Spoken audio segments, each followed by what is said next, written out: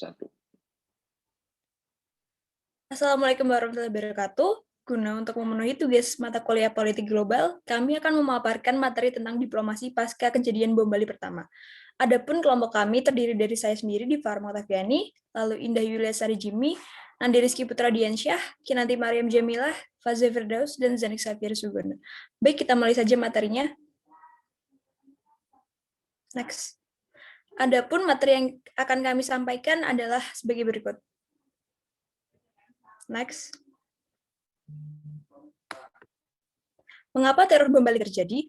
Latar belakang peristiwa bom di Bali yang dilakukan oleh teroris menggunakan bom bunuh diri adalah untuk memberikan efek yang lebih menyeramkan kepada masyarakat.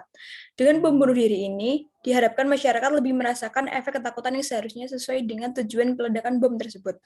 Latar belakang peristiwa bom Bali berawal dari beberapa kejadian sebelumnya. Bali dipilih sebagai lokasi bom karena Bali adalah simbol yang banyak dikenal oleh masyarakat internasional. Dengan memilih Bali sebagai lokasi pengeboman, diharapkan efek yang diinginkan akan lebih mendunia daripada jika bom diledakkan di lokasi lainnya. Banyak orang asing yang berada di Bali sehingga sasaran para teroris ditujukan kepada orang-orang asing tersebut, terutama pada orang Amerika. Latar belakang peristiwa bom Bali pertama juga berasal dari peristiwa di Poso dan Ambon. Bom Bali adalah balas dendam para teroris karena dalam kedua peristiwa tersebut banyak umat muslim terbunuh akibat konflik yang terjadi. Selain itu, bom Bali dilakukan untuk membela rakyat dalam sejarah Perang Afghanistan atas penindasan yang dilakukan Amerika Serikat karena para teroris menganggap penyebab Perang Afghanistan telah sangat menindas rakyat di sana. Next. Latar belakang peristiwa bom Bali terjadi juga karena para teroris menganggap bahwa Bali adalah pusat maksiat dan lokasi yang tidak sesuai dengan ajaran Islam. Para teroris secara umum memang menargetkan lokasi-lokasi yang dianggapnya menjadi pusat kemaksiatan.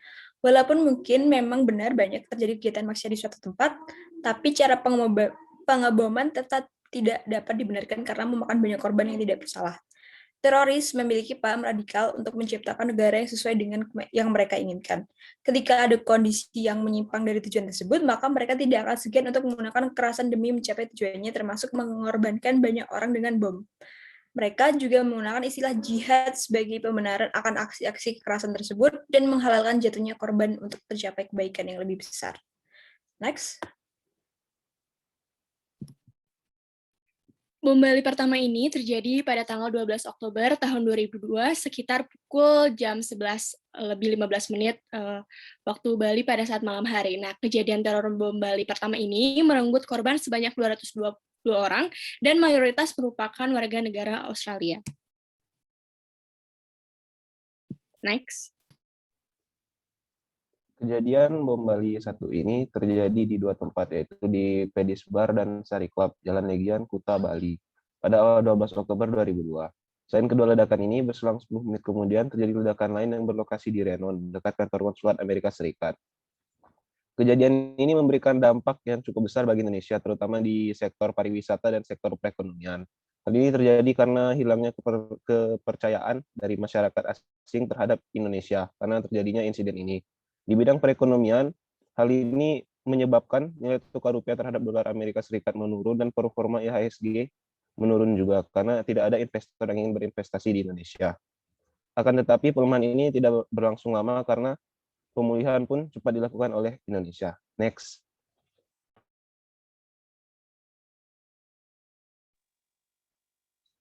Ini adalah pelaku bom Bali pertama. Yang pertama adalah Encep Nurjaman, atau dengan nama aliasnya adalah Hambali. Beliau adalah sebagai pemimpin dari Jamaah Islamiyah, atau diduga sebagai bagian Al-Qaeda di Asia Tenggara.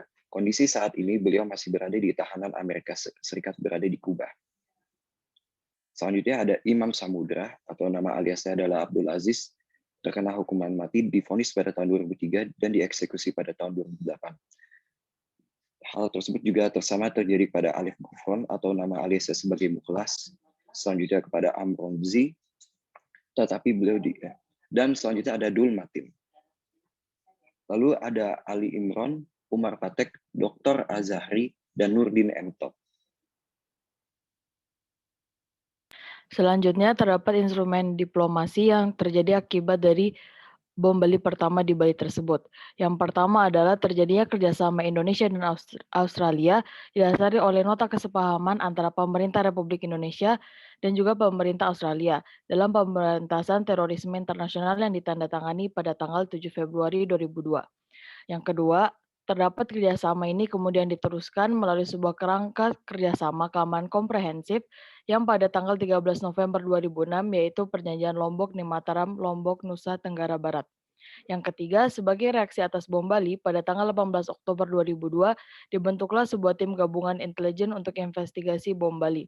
Tim gabungan tersebut secara khusus dibentuk untuk melakukan investigasi terkait serangan terorisme bom Bali pada 12 Oktober 2002. Yang keempat, dibentuknya sebuah kantor penghubung dan perwira penghubung yang terletak di kantor kedutaan besar masing-masing. Next. Selanjutnya, apa sih implementasi dari instrumen diplomasi dalam kasus bom Bali? Diplomasi kerjasama kontra terorisme antara Indonesia dan Australia semakin diperkuat setelah terjadinya serangan bom Bali 1. Bom Bali telah menjadi trigger pelaksanaan sejumlah MOU yang disepakati oleh Indonesia dan Australia sebelum terjadinya insiden bom Bali. Tentunya kesepakatan tersebut perlu diwujudkan dalam langkah-langkah nyata dengan implementasi. Pada 2002 Oktober, setelah bom Bali meledak, AFP, Australian Federal Police, dan Polri sepakat untuk melakukan investigasi bersama serta menangkap para pelaku. Dalam pembentukan tim investigasi antara Indonesia dan Australia, Indonesia di sini berperan sebagai pemeran utama investigasi dan pengungkapan kasus, sementara Australia berperan sebagai pendukung dalam pengungkapan kasus bom Bali. Di sini Australia berperan juga sebagai backup, dan jika ada informasi atau dukungan teknologi yang belum dimiliki dan dibutuhkan dalam operasi, maka Australia akan membantu dalam hal itu. Kemudian dari kerjasama Polri dan AFP ini mendapatkan hasil penangkapan pertama kali pada tanggal 5 November terhadap Ambrozi bertempat di kediamannya di Tenggulun, Jawa Timur. Kemudian bersamaan dengan itu juga 51 kasus bom yang terjadi sebelumnya juga berhasil diselesaikan. Selain itu, 6 tersangka bom Bali lainnya berhasil diidentifikasi. Dan selanjutnya pada bulan-bulan dan tahun-tahun berikutnya, akumulasi penangkapan tersangka teroris di Indonesia per Januari 2005 adalah sebanyak 200 penangkapan. AFP juga membentuk sebuah operasi gabungan secara permanen yang diberi nama Jakarta Operation Center yang kemudian berganti nama menjadi Jakarta Regional Cooperation Team tahun 2007. Kelompok yang diinisiasikan oleh AFP ini melakukan bantuan untuk 123 operasi kontra terorisme yang dilakukan oleh Polri. Selain itu, pada 2 Juli 2004, secara resmi dibuka Transnational Crime Center di Jakarta untuk membantu penegakan hukum melawan kejahatan lintas negara di Asia Tenggara dan sekitarnya. Kerjasama ini kemudian diteruskan melalui sebuah kerangka kerjasama yang komprehensif tanggal 13 November 2006, kerjasama antara Indonesia dan Australia yang dikenal sebagai Lombok Treaty.